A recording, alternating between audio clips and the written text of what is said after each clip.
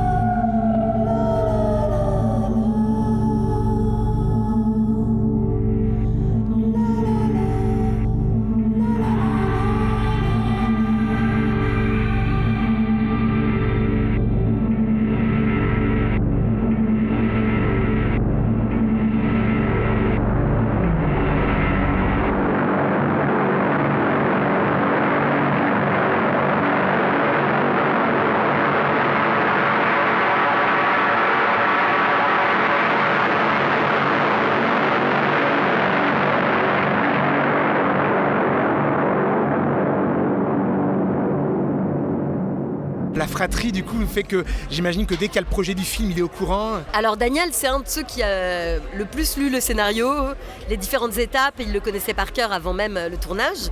Lui, il regardait les rushs en même temps que la monteuse. Il m'a déjà proposé plusieurs morceaux qu'il avait composés juste en s'inspirant de l'énergie des images, des rushs, sans aucun montage ni rien. Et c'est assez étonnant parce que parmi ces premières ébauches musicales, on en a gardé plusieurs qui sont restées jusqu'au bout. Et après, il a retravaillé sur le montage à différents moments. C'était souvent, pour moi, trop collé à l'image. Donc on avait pas mal de discussions là-dessus et je trouvais que c'était beaucoup plus fort quand il était vraiment purement dans l'énergie et quand, au contraire, on adaptait le montage à sa musique. Par exemple, il y a une scène qui est une balade en pick-up où les personnages partent chasser la biche et en fait le montage de la scène a été complètement réalisé en fonction de la musique et non pas l'inverse. Donc la musique préexistait au montage et on a vraiment complètement libéré les fauves, on va dire, enfin en tout cas parce que la scène est assez folle, assez frénétique, assez dingue. Tout ça c'est vraiment construit en fonction de la musique.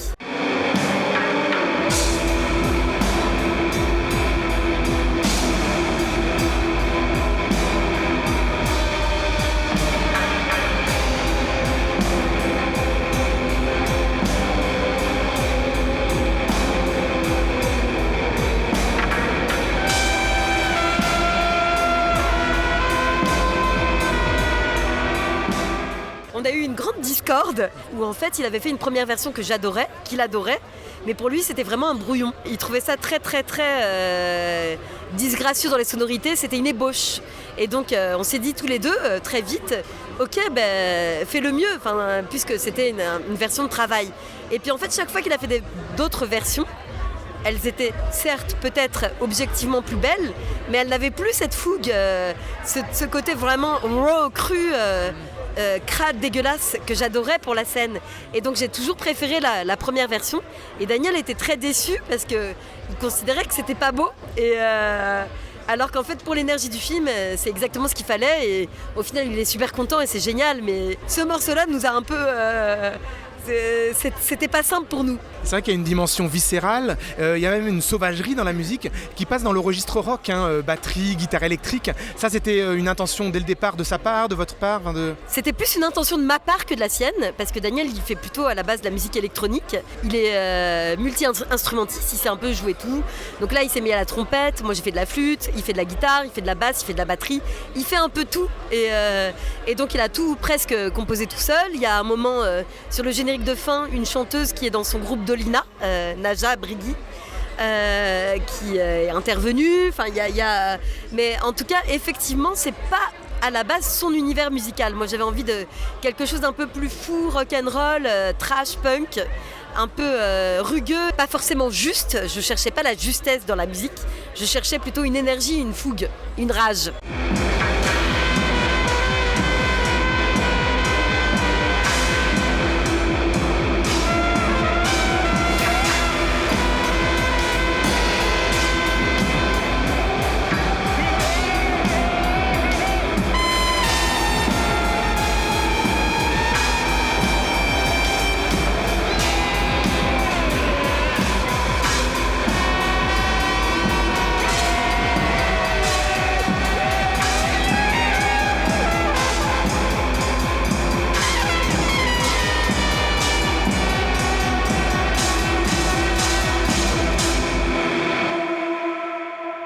Et est-ce que là-dessus, il y avait une référence d'une musique ou d'un autre cinéma ? Alors, les références, elles ont été multiples, évidemment. On va parler des références de cinéma de genre, les Goblins ou des choses comme ça, évidemment. Mais en fait, c'était pas vraiment... bien sûr, on en a parlé. Et après, par ailleurs, nous, on a des références communes qui sont notre vie adolescente, adulte. En fait, on a beaucoup toujours écouté de la musique, fait de la musique ensemble. Donc, c'est des choses qu'on partage et qui sont presque innées. Donc, vu effectivement notre lien fraternel. Et après, je crois que pour ce film, on a vachement parlé de Coil ou de Tuxedo Moon, plus que de musique référencée genre au cinéma. On a parlé aussi de western, beaucoup. Donc la musique des westerns, Ennio Morricone. On a aussi évoqué la musique de Crash, qui est absolument magnifique. C'est Howard Shore. Et donc c'est ça a été une référence, même si au final... c'est vraiment du Daniel, c'est vraiment fait pour le film. Enfin, en fait, ça ne ressemble à rien d'autre qui préexiste.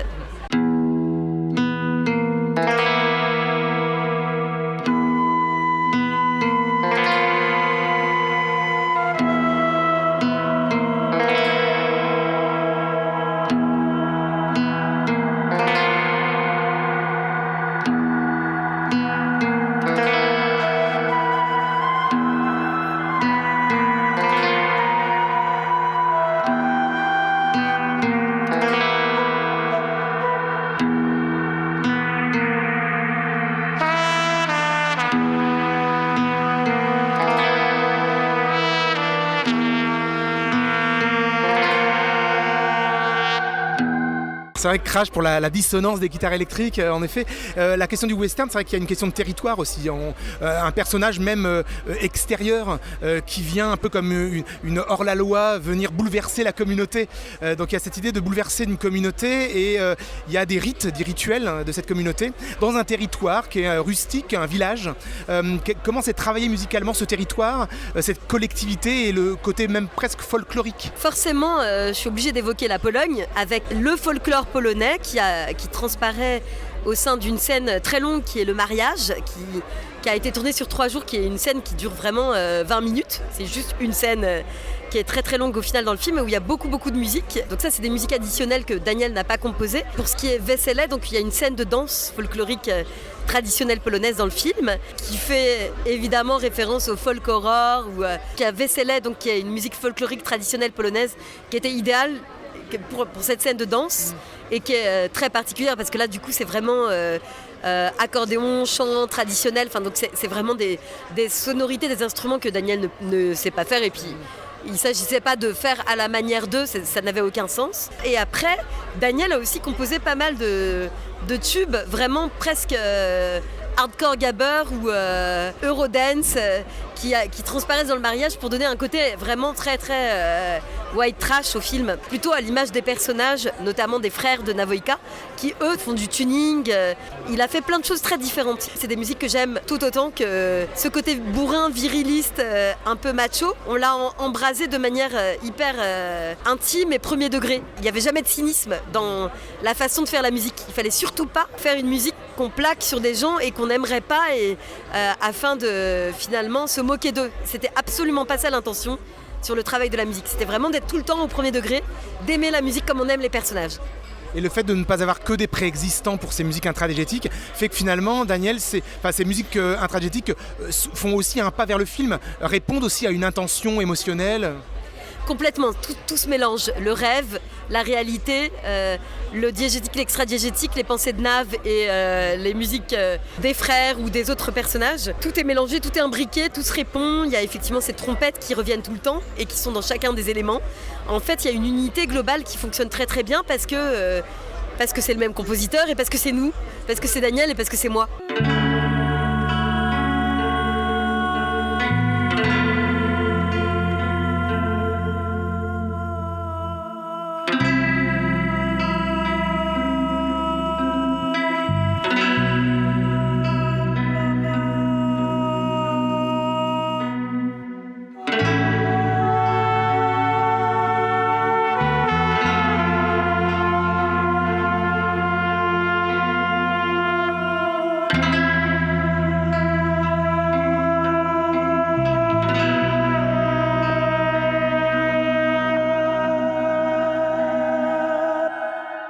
Quel a été son travail sur le tournage, le plateau? Il y avait plein de musiques préexistantes qu'il avait composées en vue du tournage. Donc lui, il est jamais là sur le plateau, c'est pas du tout quelque chose qui l'intéresse. Et donc il avait composé pas mal de musiques diégétiques pour les séquences du mariage notamment, qu'on diffusait non-stop sur le plateau pendant les scènes. Et par la suite, il a composé la musique extra-diégétique qui a été finalement la plus longue. Cette espèce, on aime bien de parler d'un poison qui s'immisce dans les veines des gens et dans le sol et qui se répand de manière un peu insidieuse, quoi. C'était ça l'idée de la musique. On ressent la boue un peu. On ressent la boue et Daniel est aussi très autodidacte, lofi dans sa manière d'approcher la musique et les instruments. Il n'a pas peur d'y aller à fond. Je suis hyper fière de mon frère, évidemment. Je le trouve brillantissime.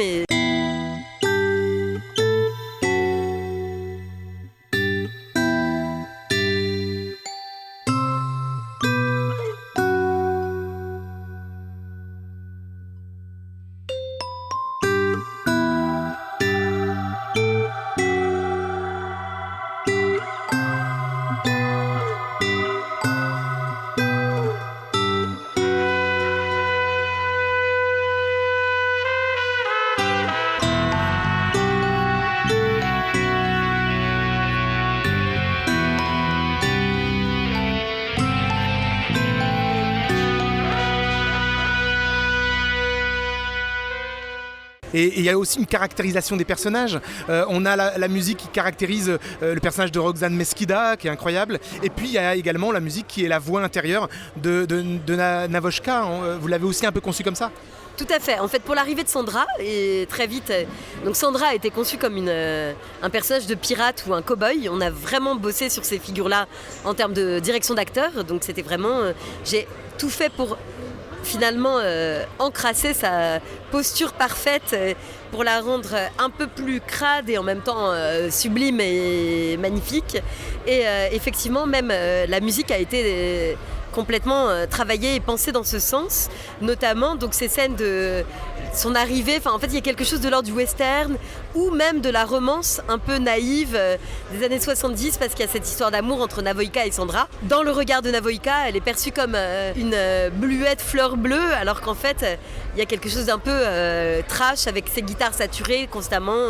À l'inverse, effectivement, pour la musique mentale de Navoïka, là, on était plus dans des choses qui étaient comme des tsunamis dévastateurs, des rouleaux, des drones, des choses assez puissantes en termes de volume et de sensations qui écrasaient, qui étaient comme à l'image de la submersion de ses désirs et de ce qu'elle imagine être monstrueux en elle.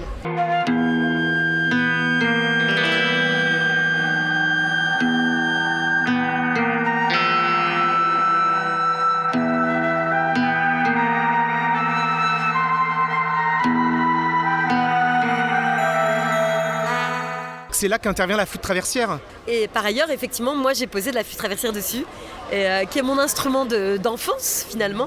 Et donc à chaque fois dans mes bandes originales avec Daniel, on se dit toujours tiens, allons-y, quelques lignes de flûte. Et donc voilà, on s'amuse tous les deux, on fait notre tambouille, c'est vraiment notre laboratoire. Il pense la musique tout seul dans un premier temps. On se fait beaucoup d'allers-retours et puis on finit toujours par...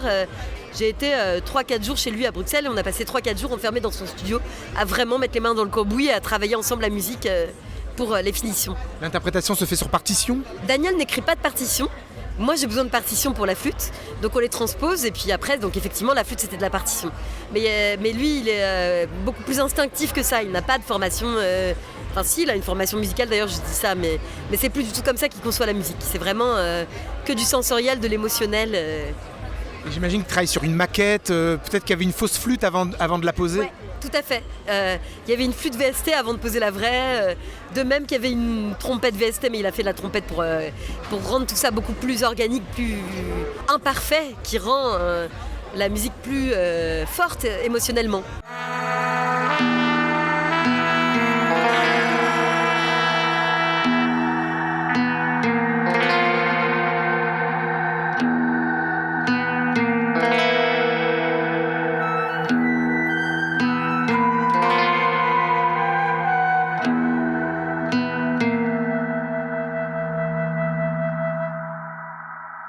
Et c'est pas courant d'avoir la réalisatrice qui elle-même interprète un des instruments dans la partition. Et est-ce que finalement, à un moment donné, vous restiez encore un peu avec l'esprit de la réalisatrice d'adapter l'interprétation dans ce que vous vouliez ? J'avoue qu'au départ, je trouvais ma flûte horrible. Donc j'avais cette distance-là en me disant c'est mon film, je préfère mon film que ma flûte. Donc j'étais pas complètement convaincue de ma façon de jouer de la flûte. Et Daniel me poussait. Et puis finalement, on a conservé ma flûte parce que ça fonctionnait bien et voilà. Dans ce film, la musique vraiment s'affirme. Donc là, vous êtes une réalisatrice qui ose accueillir la musique, ce qui n'est pas le cas de tous les films. Il y a une prudence aussi très souvent. Vous, en tant que spectatrice, par exemple, votre regard sur cette musique de film qui est parfois vue de manière péjorative ? Alors moi je trouve que la musique au cinéma c'est souvent très mal employé et j'ai l'impression que autant l'assumer pleinement comme un élément de mise en scène qui a toute sa place plutôt que de faire de la musique qui accompagne discrètement des scènes. Je trouve ça souvent très maladroit et pas effectivement assumé, affirmé et du coup ça nuit à la scène. J'ai l'impression qu'une scène qui a besoin de musique pour souligner des émotions, c'est forcément qu'il y a un problème dans la scène.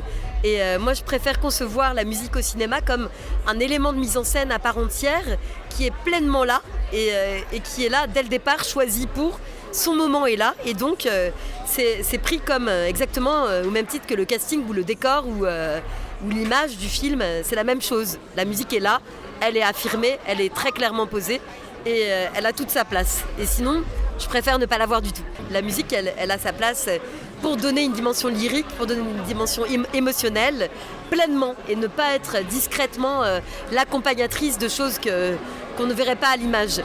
Pour moi, c'est vraiment très important. Une musique qui accompagne des émotions parce qu'on ne les ressentirait pas, alors là, je ne veux pas ça. Elle est comme un personnage. Elle est exactement comme un personnage, tout à fait. Après Crash Coeur et ce court-métrage, J'ai vu le visage du diable, est-ce que vous considérez qu'il y a une évolution dans votre collaboration ? Oui, alors moi j'évolue aussi parce que je grandis, enfin je vieillis plutôt maintenant. Donc effectivement, j'ai l'impression que pour Crash Coeur, on était plus dans nos goûts musicaux personnels, à savoir des sonorités plus new wave ou des choses qui étaient plus le registre de musique qu'on écoutait à l'époque, alors que plus ça va, plus on tente des choses, des expérimentations bien plus singulières et moins dans l'air du temps. En fait, plus ça va, plus l'air du temps, je m'en fiche et même j'essaye de m'en détacher.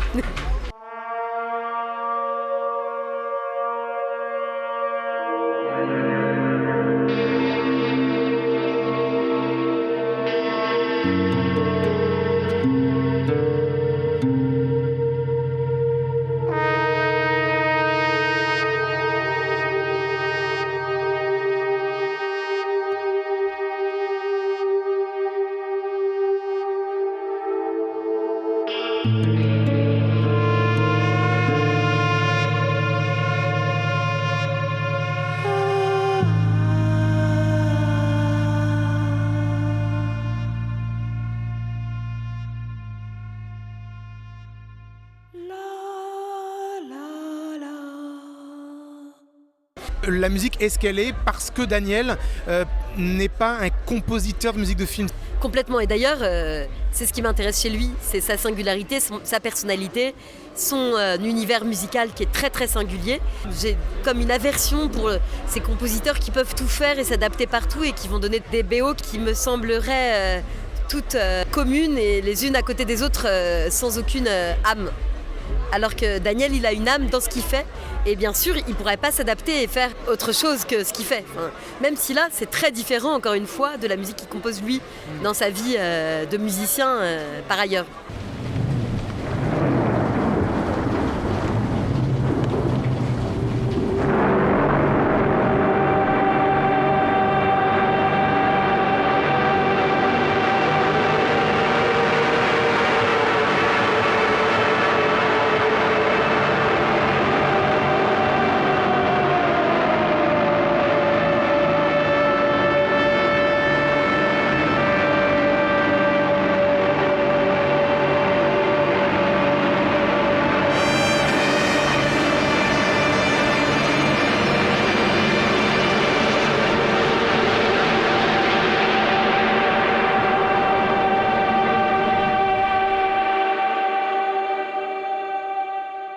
Et dans quelle mesure il a travaillé le son aussi, ou un lien entre la musique et le son?